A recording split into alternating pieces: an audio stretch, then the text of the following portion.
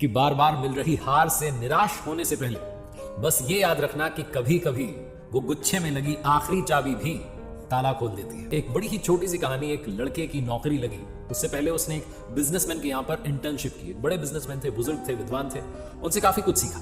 उसके बाद उसे जॉब मिल गई। जब वो जॉब के लिए जा रहा था तो उनसे कहकर के जा रहा था कि आप मुझे लगातार गाइड करते रहना, क्योंकि आपने मुझे बहुत कुछ सिखाया, आप ही की सिखाई हुई बातें मुझे नई जॉब में जाकर के इंप्लीमेंट करनी। उन्होंने कहा ठीक है, कोई बात नहीं, टेंशन मत लो।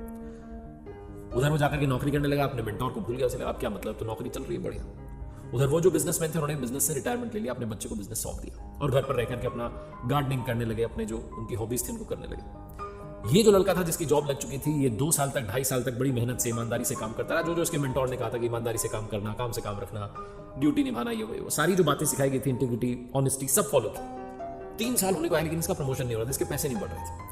इसके आजू बाजू वाले जो लोग थे जो वहाँ फैक्ट्री में काम करते थे, सबका जो था प्रमोशन होता जा रहा था। इसे चिढ़ होने लगी और फिर एक दिन से याद आया कि मेरे मेंटोर जिन्होंने मुझे सिखाया, मेरे गुरु, उनसे मिलने के लिए जाता हूँ। तो पहुंचा उस बिजनेसमैन के ऑफिस में। उन्होंने बताया साहब उन्होंने रिटायरमेंट ले लिया, घर पर रहते हैं आजकल।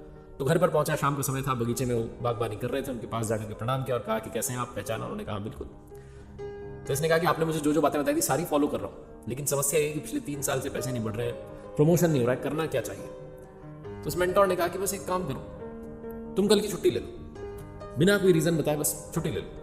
इसने कहा अच्छा। बोले हाँ, वो होता है ना कभी कभी कोई बल्ब जो होता है वो जल रहा होता है लगातार, तो हम ध्यान नहीं देते, जिस दिन बुझ जाता है उस दिन ध्यान जाता है, अच्छा ये इंपॉर्टेंट, कल करके देखो। अगले दिन वो लड़का गया, उसने जाकर के उस फैक्ट्री से छुट्टी ले ली और उसके अगले दिन जब वो आया तो उसके बॉस ने उसे बुलाया और उसे प्रमोशन दे दिया, क्योंकि उसके बॉस को मालूम चला कि एक दिन ये नहीं आया तो कितना नुकसान हमें झेलना पड़ा है, इसके होने से कितने सारे काम आसानी से होते थे। इस लड़के को लगा कि मेरे गुरुजी जो मेंटोर हैं वो तो वाकई में कमाल है, कितने विद्वान है, मतलब एक छोटा सा आइडिया उन्होंने दिया, कमाल हो गया।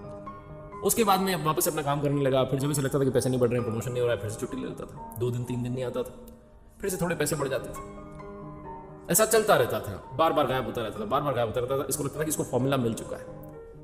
एक दिन फिर से छुट्टी लेने के बाद जब पहुंचा ऑफिस तो वहां गार्ड ने कहा कि आप अंदर नहीं जा सकते क्योंकि आपको नौकरी से निकाल दिया गया है। इसका दिमाग खराब हो गया, दौड़ करके अपने गुरु के पास पहुंचा, जाकर कहने लगा मेंटोर से कि सर मुझे तो जॉब से निकाल दिया गया, आपका फॉर्मूला तो फेल हो गया।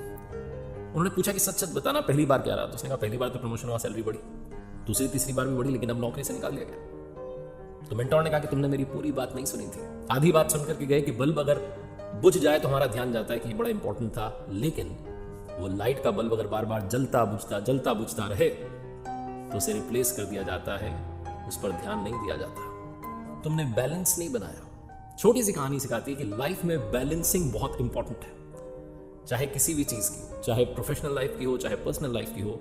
आप अपनी वैल्यू बताइए लोगों को, लेकिन सिर्फ अपनी ही वैल्यू मत बताते रहिए, वरना एक दिन आएगा कि लोग आपसे दूरी बनाना शुरू कर देंगे। संतुलन प्रकृति का नियम है।